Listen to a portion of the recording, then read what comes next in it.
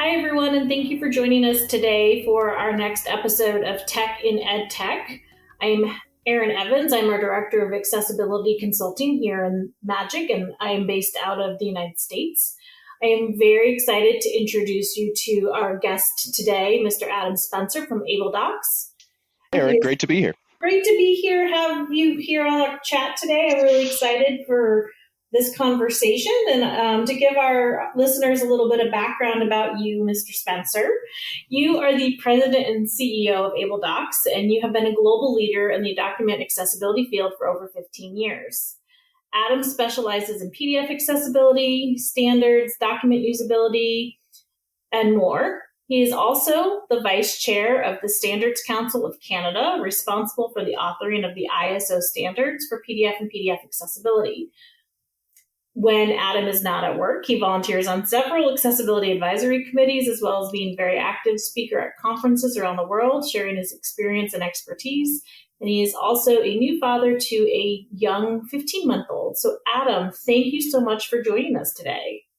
It's an absolute pleasure, Erin. Always great to chat.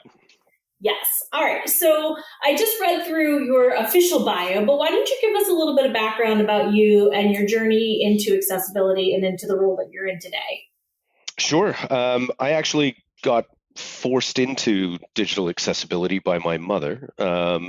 She was looking to find a resource to make documents accessible while she was working at one of the banks here in Canada, and was having a hard time finding a reliable supplier, and suggested that I should take a look at it. And my ignorant first response was, I don't know the first thing about Braille. And she said, no, you idiot, it's text to speech.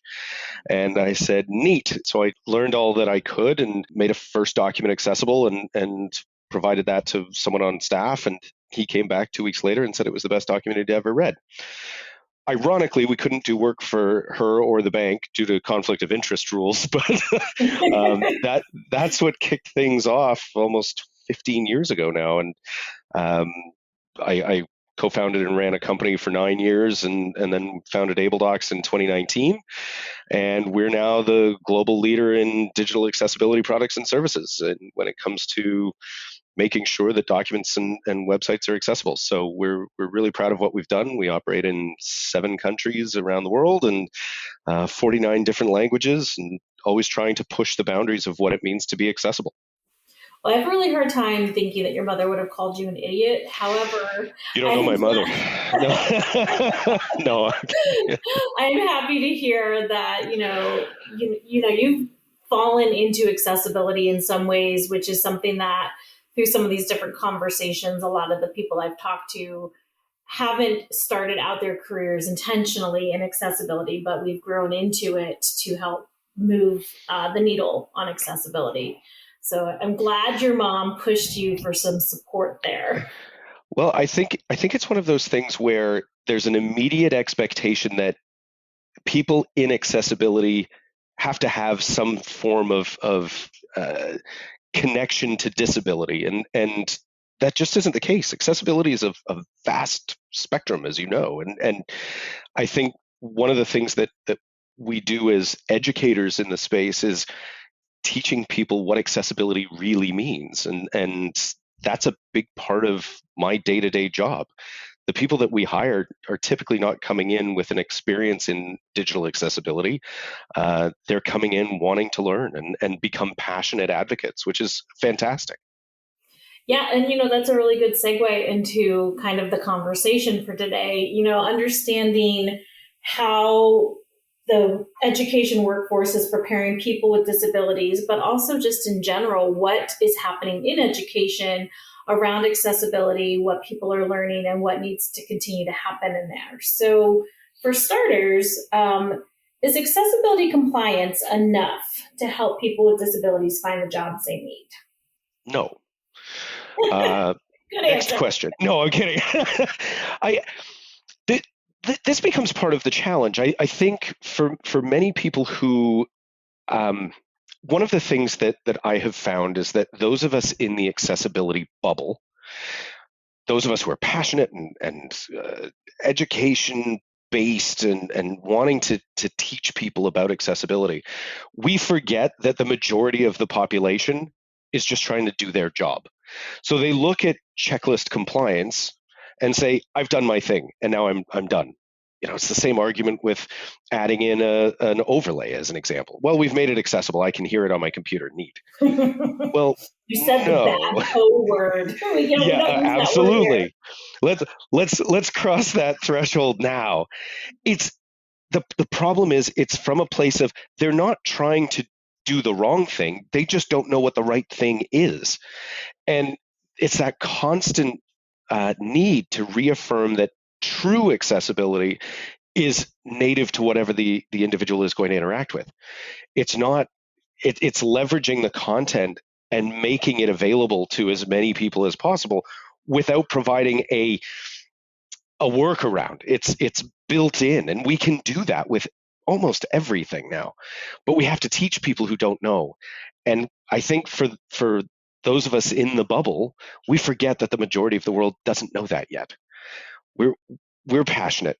The rest of the world is just trying to get through their day, and that's where that check mark comes in. But we have to continue and say the check mark's important. However, true accessibility is well beyond that and really gets into the nitty gritty of usability and barrier free access. Yeah, and that's a really good point, because a lot of the conversations that I am involved with are compliance versus usability, right? Mm-hmm. And the compliance is alignment to the standards. Yes, technically this is meeting what this says, but what is your user experience? And to your point, it's about the education of explaining how this does or doesn't work, and really understanding that it's just a big place to be, right? So there's a lot of different ways to approach it. Absolutely.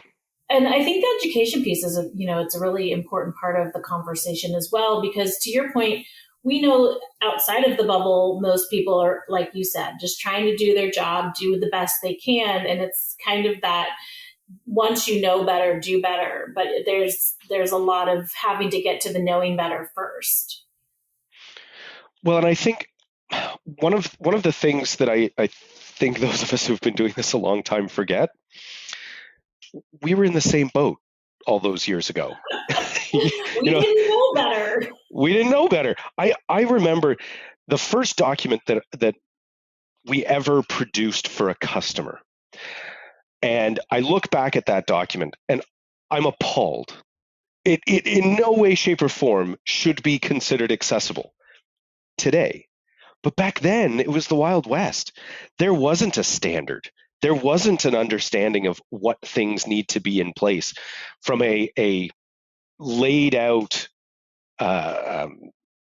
specification. It was, can I navigate this? Can I hear it with a screen reader? The old, I need to make this JAWS compliant. Well, that's not a thing, but sure, let's go with that. And I now looking back at the millions of pages that I've been involved with or overseen, you see that the transition from the early days of the Wild West of digital accessibility to where we are now, where we can be having a conversation about checklists and standards and automated solutions for making things accessible.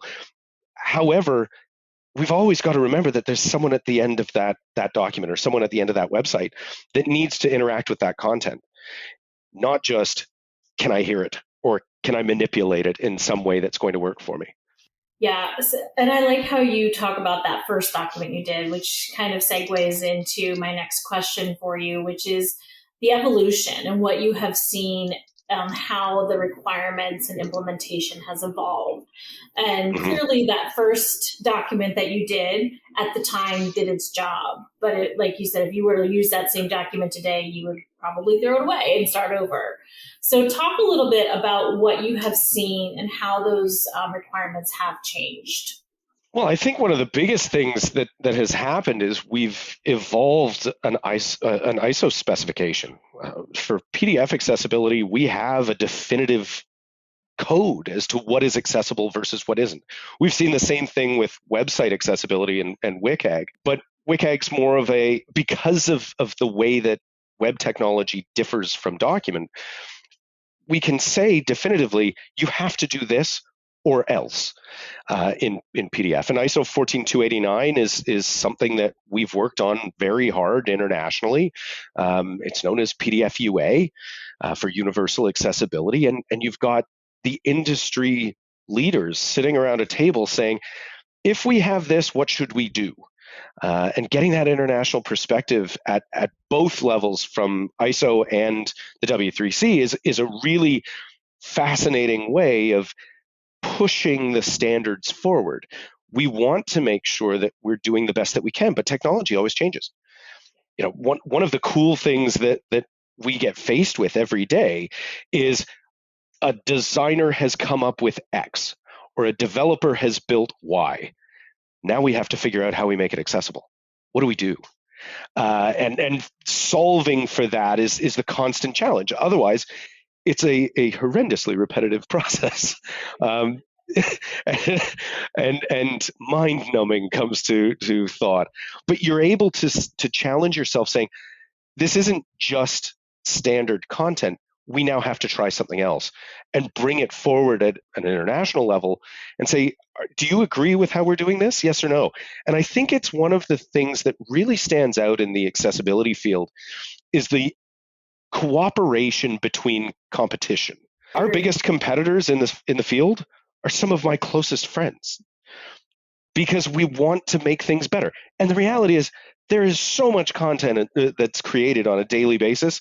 We're all just wanting to solve for accessibility and making barrier-free access to content because there's too much water in the ocean. It's okay. We're getting through it a page at a time, but it's a great community that is constantly looking to push forward, and I don't know of another industry like it.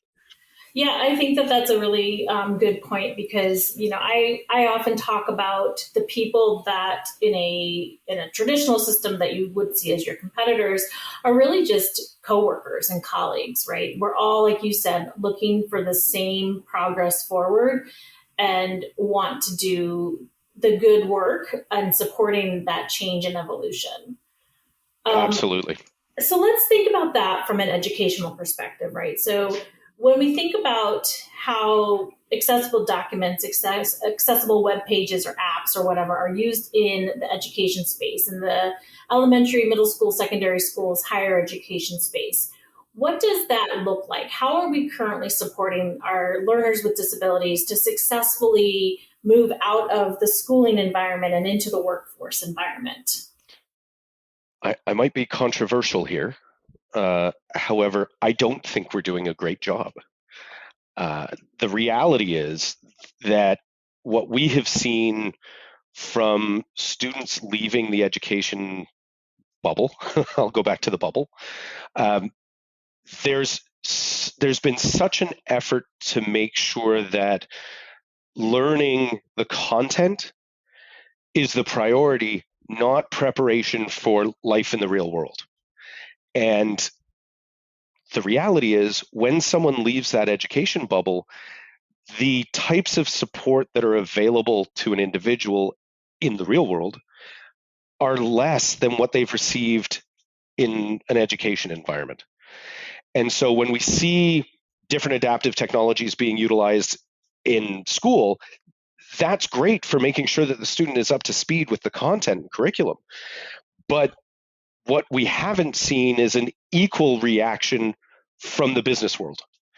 And so, a bank or a government body or a healthcare provider, they don't have the skill set to support an individual with those different disabilities at the same level. And it's not that they don't want to, it's just they don't know. There's a difference in how they approach, I hate to use the word accommodation, but that becomes the reality. So when we're looking at making content accessible, when we see these different either adaptive technologies or different formats being used in education, I think EPUB's a great example. EPUB, it has a good following within the education sphere. It doesn't exist in the real world. Nobody's creating EPUBs. So why are we trying to create a new way of interacting with content that isn't going to be adopted in the wider spectrum of content production. And that to me creates a shortcoming for people transitioning from the education sphere into the real world, because they may not have the skill set that they need to do their job. And they also may not have the ability to elaborate on what they need to be successful in their job, which then creates that perpetual boundary for people with disabilities to enter the workforce successfully at the level that they deserve to have because of their knowledge base. So that to me creates a disconnect between what we see in education versus what we see in the real world. And that to me is a grave concern. So, when thinking about working with students in the education sphere with disabilities, and let's pretend that we've gotten to the place where the content that they're learning is always accessible and that is no longer a barrier for them.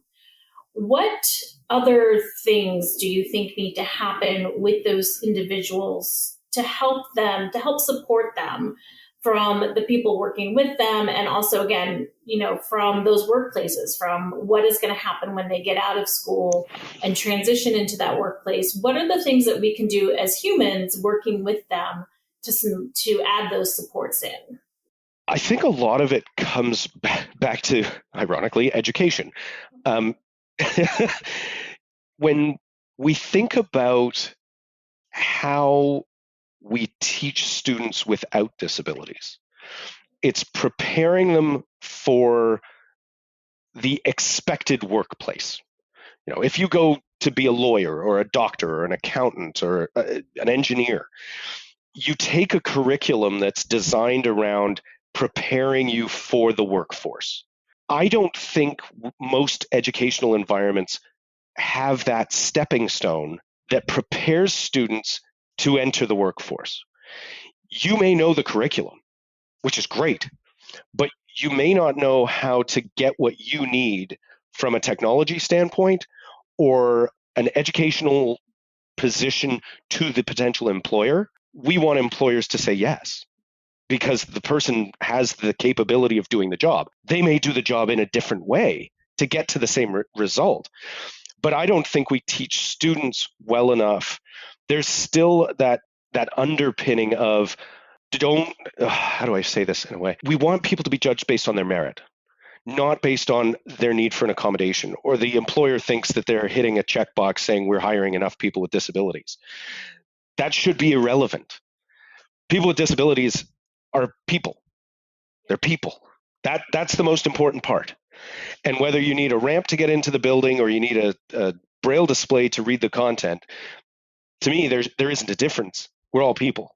And I don't think there was an old school thinking in training people with disabilities to say, look, I celebrate my disability, but you're now doing a good job by employing me. No, you're a person. Right. And I think that bridge between the education sphere and the real world is not bridged well in the majority of cases. Yeah, and I think that that's, what you just said about, again, accessibility not being a checkbox. It's not a checkbox that you've hired X amount of individuals with disability. It is about that equality and that equity of hiring the right best person for the job that you need them to do. It doesn't matter how they do it and what, if you need to give them support, it's no different than supporting a new person coming into a role who doesn't have that experience, right? It's just about, to your point, everybody's human, being a good person and making sure that you're providing those supports and the content and the information in the same way you would for anybody else, whether they're able-bodied or disabled or however they appear and come into that workplace. Exactly. And again, I don't think enough I don't think enough people who are advocates and understand that bridging have had the conversation with educators at a level that supports people with disabilities entering the workforce in a way that promotes their ability, not focuses on their disability. And I think that's a big gap that we continue to have.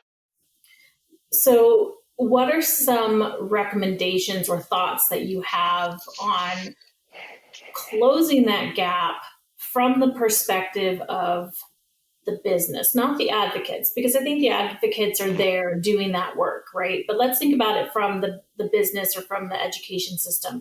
What are some ways that those gaps can be closed? Well, I think up training students to recognize what more of the mainstream adaptive technologies are going to require, as well as making sure that the adaptive technology builders, whether they're software developers, product makers, they understand how content is going to be provided to them from an accessibility lens. So when we talk about digital accessibility, we rely on these specifications, but very few adaptive technologies actually comply with interacting with that content. So we need to have the educators be pushing for standardization, because then it makes it easier for content creators to ensure that their content is accessible. From an employer standpoint, having the conversation with the individual saying, what is it that you need to do your job better? It's not an overwhelming accommodation or cost or issue for a large organization or even a small organization, but there's a continued fear. Uh-oh, what are we going to do? What is this going to cost? And that's how business thinks. And I, for me, not dismissing, but not breaking down that fear. And it's a fear of the unknown. We're humans. We fear what we don't know.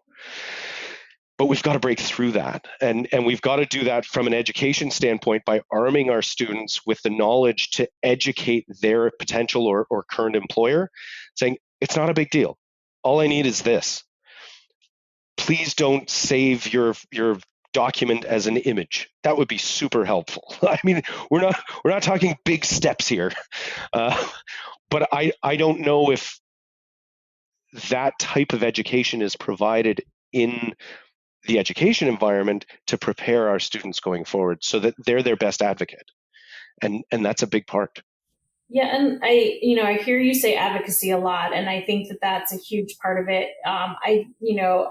The students today, I think, are resilient. I mean, I think kids are always resilient, but even just thinking about the last couple of years and the pandemic, just as an example, and the amount of work that it takes to stick with all of that, right? And the resiliency that is involved there. And I think also it's a mindset change in the business world and the education world, but the business world especially, to say it's not that much of a challenge for us to do this. But kind of circling back to where we started, we don't know what we don't know, and once we do know, we just need to do better. And it is not an overnight shift, No, as I'm sure you're aware, right? I think that's also one of the biggest challenges is it takes time, it takes continued effort, and it takes that resiliency to just say we're doing better and we're doing it one step at a time. I think your reference of the pandemic, we pivoted as a society, as a global society, immediately. We had to. I mean, I remember getting a phone call from one of our clients the day after we locked down out of fear. What's going to happen? We have to make these reports happen. We're fine. We work remotely. We have systems for this. Everyone's safe. No change. In the education space, there was very much a panic then pivot because we're used to in-class learning. How do we support someone with a disability if we can't have their ASL interpreter sitting next to them? What do we do? And you saw technology adapt. Zoom and Teams immediately put captioning and ASL options. Well, not immediately. It took some time, but they reacted because that's what we needed as a society. Accessibility was supercharged through the pandemic, in my opinion, because everything was forced to be digital. You couldn't have an in-person accommodation. Everything needed to be accessible from the start. Now, not that everyone did that, but that became an incredible inflection point, saying you need to do better with your content because that's how the majority of people are going to interact. And we've seen a slow I'll call it a slow burn back into the office. But the reality is, hybrid is here for a very long time, if not forever, and it's not as scary as it was. And having accessible digital content accelerates an organization's ability to provide access to content, whether that is in an education lens, making that content accessible for students in any way they choose to read it or interact with it. And we find solutions to things when we're confronted with challenge. That's human nature. That's what we do. You say no, we'll say, we'll find a way. And that's the great part of what we are as a species. Yeah, and going back to the comment about in education, there was a moment of panic and then pivot. I will say that panic was short-lived, at least in what I saw through Yeah. my son's school, because within a week they had figured out a way to get classes to continue in an online environment. Then, over the summer it broadened into a more robust place. But to your point, it's that resiliency of humans, the problem solving that is within us as people that can help us move forward. And I think pulling that back to the accessibility space, nothing is ever going to be perfect for any one of us. And nothing is ever going to address all of the needs of every single person. So when we're talking about living in our accessibility bubble and doing the best we can do, we know in the bubble, there's always room for improvement. And we're always working forward to figure out what's going to happen next. What's the new thing? And how are we going to make it accessible? And how is it going to work? And so I just wanted to kind of get your closing thoughts on what you see in the next 5 years or so as new technologies emerge, existing technologies and content deliverables like PDFs, EPUBs, just standard HTML content, where you see things going in the next few years. I remember, I'll go back to when I got into the industry again, and I figured out, or I thought that we would solve this thing within 5 years. I'll be out of work in 5 years because the big guns are going to come along in the technology space and just solve this. I mean, it's not hard. Boy, was I wrong 15 years later. But that to me presents what's amazing about what we do in accessibility. We're constantly looking for what's next. How do we solve for that? We've been working on a massive AI interaction with digital content to try and better understand how authors produce content so we can ensure that what they're producing is accessible. It goes a step beyond what we have seen as the quote unquote easy buttons in accessibility, the dreaded overlay. There is going to be a push based on legislation and litigation that will force organizations to continue to make their content accessible. But we have to do it in a more sustainable way. We need to be thinking about how we're generating things to be accessible from the start. And I think what we've seen is that graphic designers and web developers and authors are coming out of school with at least an awareness of accessibility. They may not be experts, but they're aware. And that awareness breeds innovation. So in 5 years from now, people, I remember 10 years ago, people said PDF is dead. Nobody's ever going to make PDFs. Okay, yeah, hold my beer. Watch this. There are more PDFs created every day than web pages. It's not going away. It's understanding what we're doing with the content to make it as accessible as possible and stopping the trend of it looks pretty. I no longer need to worry about anything else because it looks neat.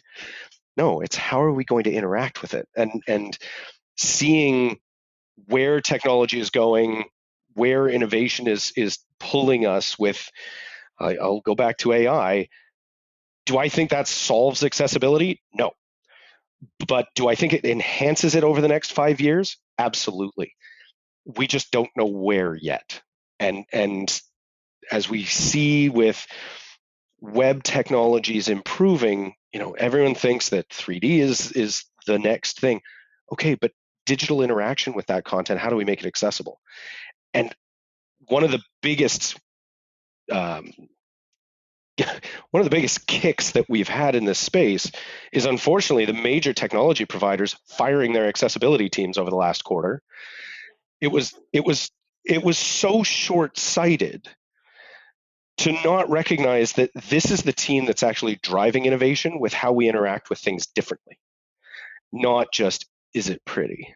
And I think we'll see that get back to reality as soon as those products are no longer accessible. We're having that correction now.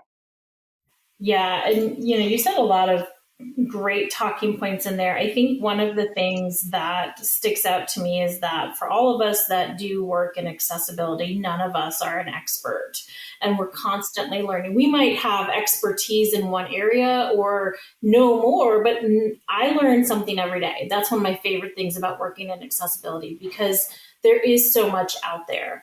And that community spirit, that supportive spirit, and then to your point of, oh, the PDF is dead. No, actually, it's not. And it's not going to go away. So to your point, what do we do? How do we work with it? We can still make it functional and pretty, but accessible as well. And what does that look like? And how does that evolve? I think where we continue to see new blood in the industry, it's a good thing, but too often people jump to call themselves experts. You have experience. You may not be an expert yet, and that's okay. We've tried to rush through, like even with, and I'm not knocking certification as a benchmark. Certification is fine, but I mean, I remember when I started, Adobe used to run a course, and you could be an Adobe certified expert in PDF accessibility. And my response was, why do I need that? I do this every day. I helped write the standard for this. I don't need to write a test to tell me I'm an expert. I've got enough experience to know. But I mean, we see that on our team, and it's fine. But know your place. You have experience in doing something, and that's fine. But we don't need to rush to get the badge. We're trying to look at how we make things barrier free, and that to me is the badge of honor when we've accomplished that step. Even one page at a time, we're making that progress. Not my LinkedIn profile now says I have X. That's ego. That's not actual capability as far as I'm concerned. Yeah, and going back to the big tech companies that may have fired their entire accessibility team, I know one member of one of those teams, Andrew Hayward, had said a long time ago at a CSUN conference I attended that you don't have to be an expert to be an advocate. And that really stuck with me, because it is about spreading that message, getting the education out, helping others, and doing what you can. All I need you to do is not save my PDF as an image. Explain why, show them how to do it, and then follow up, right? That is a step. You have made a change by explaining that and making that sustainable within your organization or within your school. Yeah. Well, and the champions in education, they're the front line, but with an asterisk. They also need to be pushing themselves. Not this is how we previously made sure that someone with a print disability was able to interact with content. That needs to be a two-way conversation between the industry and education. And what can we learn and what can we do better to make students more capable with their preparation for the next step in their lives. And I think, even we all work in silos. I'll go back to the bubble. I don't know why today is such a bubble theme, but that education bubble is educators talking to each other. We did this. Okay, but have you looked outside and asked someone else? Because we're seeing things change much faster than in that closed loop of a given industry. And that takes leadership from the education side to look outside and say, what else can we do? Yeah. How do we make this more sustainable for us? It takes a village. Takes a village, absolutely. Professors sending out handwritten quizzes to their students 5 minutes before the test. It's like, well, that's not going to work. We've got to change the process. We've evolved from there, thankfully. Exactly. All right, Adam. Well, thank you for your time. And to our listeners, thank you for joining in today. We've really appreciated having you. Adam, we look forward to staying connected, and we will share our next podcast with you in a few weeks. Thank you, everyone. Thanks so much, Erin.